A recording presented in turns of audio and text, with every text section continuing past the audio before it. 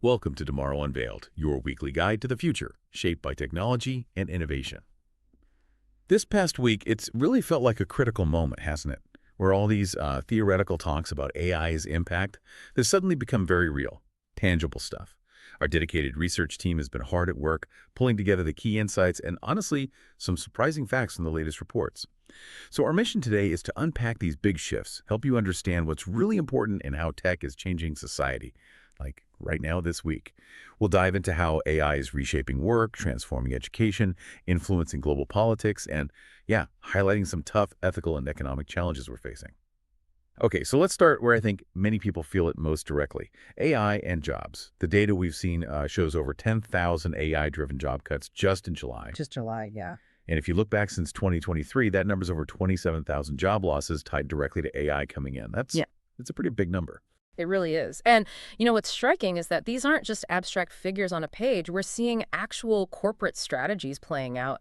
Like, our research team flagged one major tech company announcing 9,000 layoffs.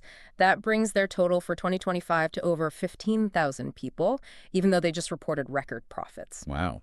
Despite record profits. Exactly. And their CEO described it as a necessary part of shifting from being a software factory to an intelligence engine. That's the phrasing. We also saw reports, I think, from a well-known business magazine about 10% staff cuts, partly blamed on AI automation. And then there's this huge IT firm in India confirming 12,000 layoffs. They're calling it becoming future-ready through AI. It's a clear pattern emerging. Right. And what I found really interesting, or maybe concerning, is the hit on entry-level jobs. Reports are showing something like a 15% drop in corporate job listings for college grads over the last year. And unemployment rates for recent grads are, quite a bit higher than the national average. It really suggests those routine junior roles, they might actually be dwindling. Yeah, it definitely points that way. So the big question this throws up is AI mostly just, displacing jobs right now? Or is it more about augmenting what humans can do? Where's the balance? That is absolutely the central question. And you see forecasts going both ways, quite dramatically, actually. Some predict maybe up to 50% of entry-level white-collar jobs could be gone in the next 5 years. Pretty stark. 50%, wow. But then you have other reports, like from global economic forums, projecting a net creation of jobs, something like 78 million new roles by 2030, driven by tech, green economy. Even while they estimate 92 million existing roles get displaced. So it's messy, both things happening at once. Okay, but then there's the on-the-ground evidence, right, which adds another layer. Like, recent research paper our team looked at found basically zero significant impact from AI chatbot adoption on worker pay or hours, even though they're being used everywhere. Right. What does that tell us? Well, connecting that to the bigger picture, it sort of suggests that, yes, AI is boosting productivity for individuals, for companies, that's real. But those benefits, right now, they seem to be captured almost entirely by the companies as higher profits, rather than being shared with the workers through, say, higher wages or maybe different work arrangements. And that disconnect, that's a really critical factor that could be widening, wealth inequality. It changes who benefits from the work. And you can see workers are feeling it. Definitely feeling the ground shift. We saw data, nearly half of U.S. employees are taking steps like boosting savings, starting side hustles, basically prepping for potential AI disruption. Getting ready for the unknown. Exactly. And maybe the most telling thing, 1 in 4 admit they've, exaggerated their AI skills on their resumes just to seem tech ready. Yeah, the AI fluent LinkedIn profile effect, everyone's doing it. Pretty much. And that ties directly into the huge challenge of reskilling. It's immense. Estimates suggest, 50% of all employees will need reskilling by 2025? That's next year. Half the workforce. Yeah. And nearly 40% of core job skills are expected to change by 2030. The pace is just relentless. Plus, there's this learning curve leap, as some call it. 70% of new AI jobs might need a college degree. But only 20% of the displaced workers currently have one. Exactly. That's a big gap. And what's maybe more concerning is that corporate strategies often seem misaligned. Our research team found very few HR leaders are actually developing comprehensive reskilling plans for the roles AI is impacting. There's a disconnect there, too. So, okay, we've talked about careers shifting, jobs changing, but the ripples go further, right? What does all this mean for, education itself, how we prepare people for these changing careers. It seems pretty clear that classrooms, universities, they're going through their own kind of earthquake to adapt to this AI world. Hmm. We're already seeing major policy changes. Like in the U.S., the Department of Education just put out new guidance, basically saying, yes, K-12 schools, grantees, you can use federal funds for AI tech. But the focus is very much on AI assisting, not replacing teachers. Personalized content, tutoring help, career advice, but all under, strict ethical rules and data privacy stuff. Which is interesting because globally you see quite different approaches emerging. It's not uniform at all. So the U.S. is focused on responsible integration, kind of careful steps. But then our research highlighted the UAE, they've mandated AI education right from kindergarten, putting complex AI concepts into the basic curriculum. From kindergarten, wow. Yeah. Meanwhile, UK regulators, they're emphasizing outcomes, data protection, basically signaling use AI tools, that's fine, as long as it works and it's ethical. So different paths. But there's also this, I don't know, almost radical vision floating around too. Wow. Some really influential tech leaders are predicting AI tutors could make traditional college degrees, well, irrelevant. The disruption argument. Yeah. They picture this future with free, personalized, 247 AI tutors giving a better education than universities. Democratizing knowledge, Right. breaking the hold of formal degrees. It does make you wonder, what kind of world that would be. It really does. And it brings up the question, how do we balance those huge visions with what's actually practical right now on the ground? Because we are seeing lots of grassroots efforts. School districts, say in Kansas, partnering with universities just to help teachers understand AI, demystify it. Right. Practical steps. Yeah, and Catholic schools across the U.S. developing AI policies, doing professional development, even at the university level. A major U.S. university just formally partnered with a big AI developer this week to integrate AI across their whole curriculum. So it's happening top down and bottom up. But, and this seems like a big but, it brings us right back to that equity issue, the digital divide. Mm-hmm. A report our team looked at from the UK found that private school teachers are twice as likely to get AI training, and they're way more likely to actually use AI in lessons, grading, admin, compared to public school teachers. Yeah, that's a really significant finding. And putting that in context, it basically means that unless there's deliberate action, deliberate investment, AI could just make existing educational inequalities worse, leaving schools and students with fewer resources even further behind. That gap could really widen. Right. So the transformation isn't just hitting individuals, workplaces, schools. Mm-hmm. It's actually reshaping geopolitics, too, on a grand scale, Mm-hmm. and raising some really deep ethical questions that, well, we're all grappling with right now. The past week really threw a spotlight on how the global consensus on AI governance is kind of fracturing. Yeah, it seems that way. Our research team noted the Paris AI Action Summit. It was meant to build international agreement, but instead it seemed to end with major powers diverging quite clearly. Absolutely. And the contrast in approach is really stark when you look at it. You've got the U.S. detailed in their new AI action plan, basically championing deregulation, fast infrastructure build-out, a very assertive global stance. The stated aim is America's global AI dominance. Dominance, okay. Yeah. It includes pushing these full-stack AI expert packages, endorsing U.S.-led open-source models to become global standards. And interestingly, our team pointed out the plan explicitly mandates ideologically neutral AI.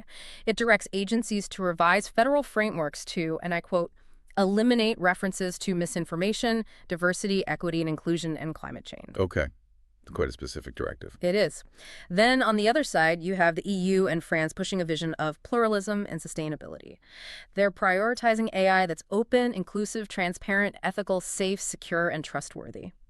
And backing it up with strong regulations like the EU's AI Act, which has serious teeth like fines up to 35 million or 7% of global turnover. Wow, that's significant. And then China's proposing its own alternative multilateral framework, emphasizing AI for good, South capacity building. It's positioned as a direct challenge to Western-led governance models. So with these really different paths emerging, how do we navigate that without, increasing global instability? That's the multi-billion-dollar question, isn't it? It's a huge challenge. One hopeful sign, perhaps, is that despite all the political tensions, collaboration between scientists seems to be continuing. That scientist-to-scientist channel offers a way to build a shared, evidence-based understanding of the risks. Our research team highlighted an international scientific report involving scientists from 30 countries as an example of this kind of ongoing, quieter bridge building. Okay, that's something. Let's also talk about some of the hidden costs, the ethical knots we're tying ourselves in. We know the AI revolution is incredibly energy hungry.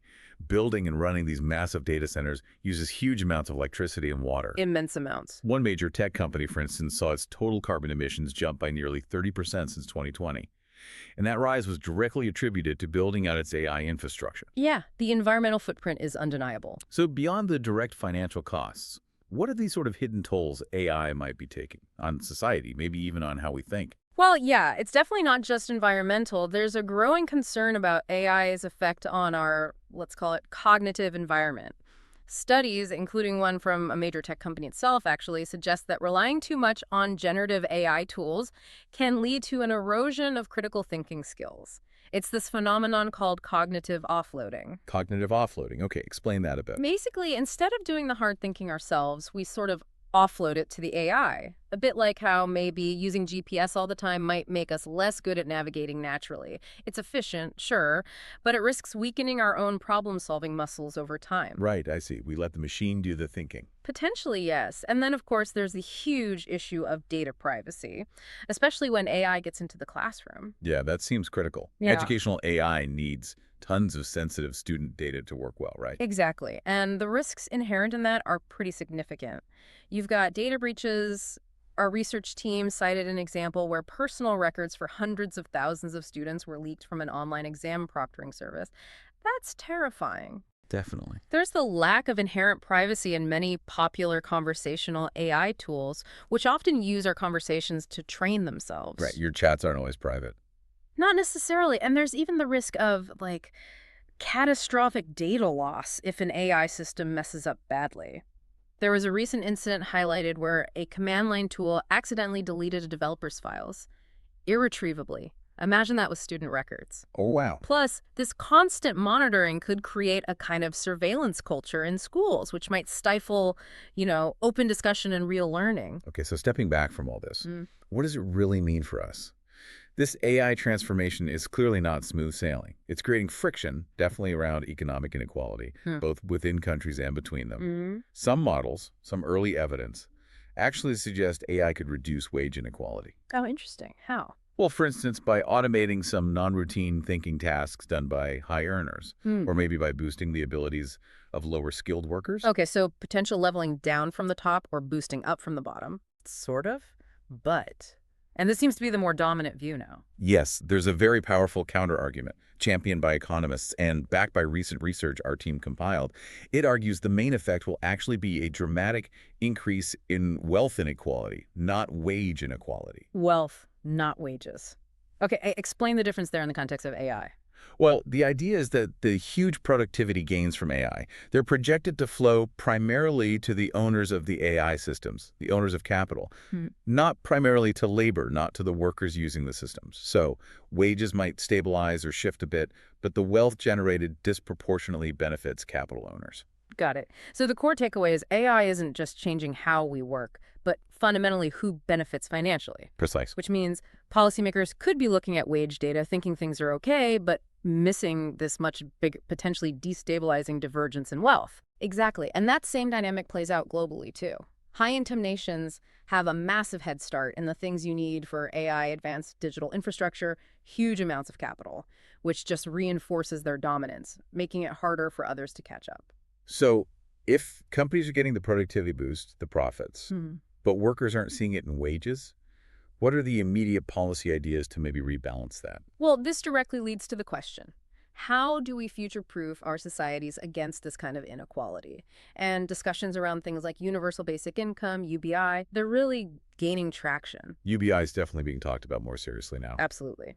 Along with other modernized social safety nets, like wage insurance or policies supporting shorter work weeks, job sharing, the kind of emerging consensus seems to be, as AI disrupts traditional jobs, the old social contract needs a serious rethink. So ideas like UBI aren't just theoretical anymore. No, they're becoming part of critical discussions about stabilizing the future workforce.